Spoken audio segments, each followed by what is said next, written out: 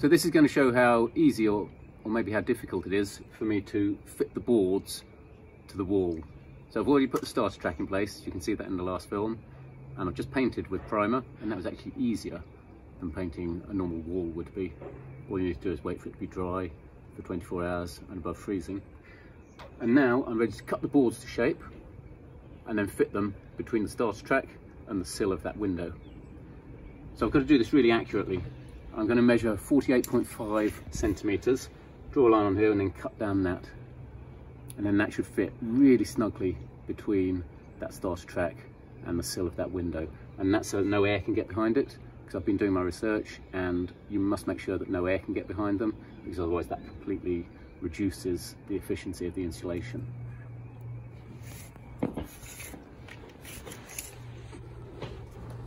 So here I'm measuring as accurately as I can 48.5 centimetres up the board, so that I can draw a line 48.5 centimetres away, which will then enable me to cut very accurately down that line so that I can get a board that is exactly the right size.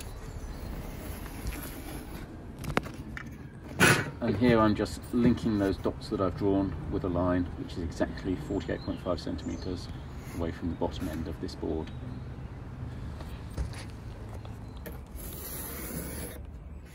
So now I've got to cut this.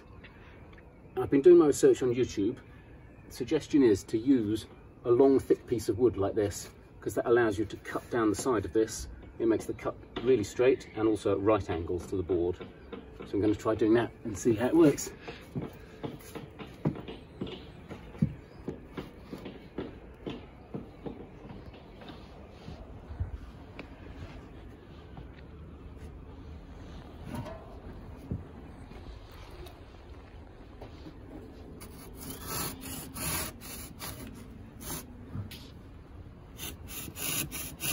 Well, that's cutting really easily. It seems to be cutting at right angles as well. And definitely along that line.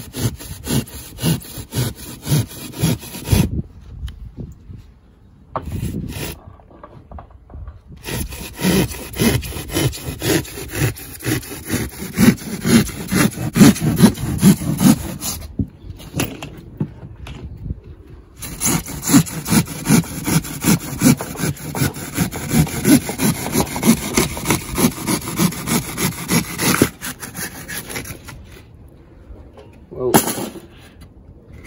that was really easy. It looks like the cut's quite nice as well. So let's see how it fits on the wall. Okay, so the primer's dry, the board's cut. Let's see how it fits.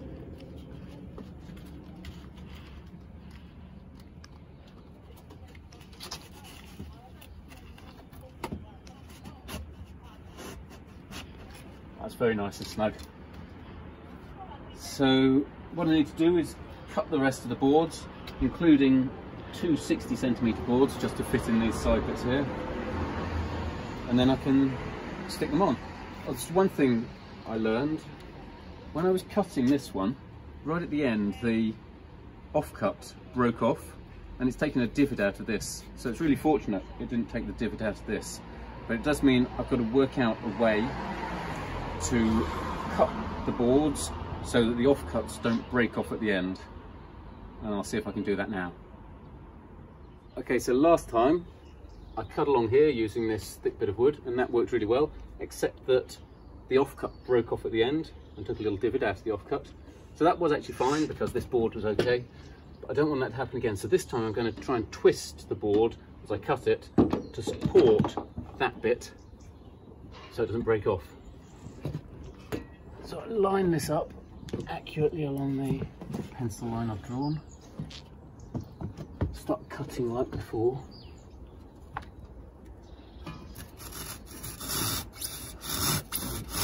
It's really easy to cut through this.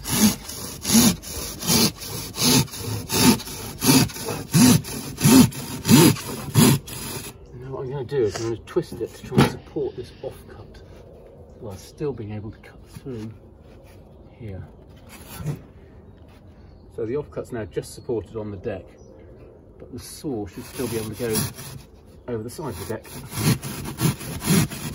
Seems to be working.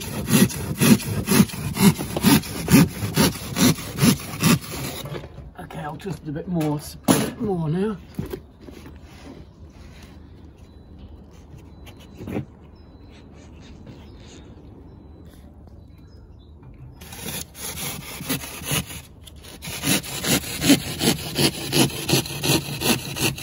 Right, here it broke off last time, so I'll twist it even more.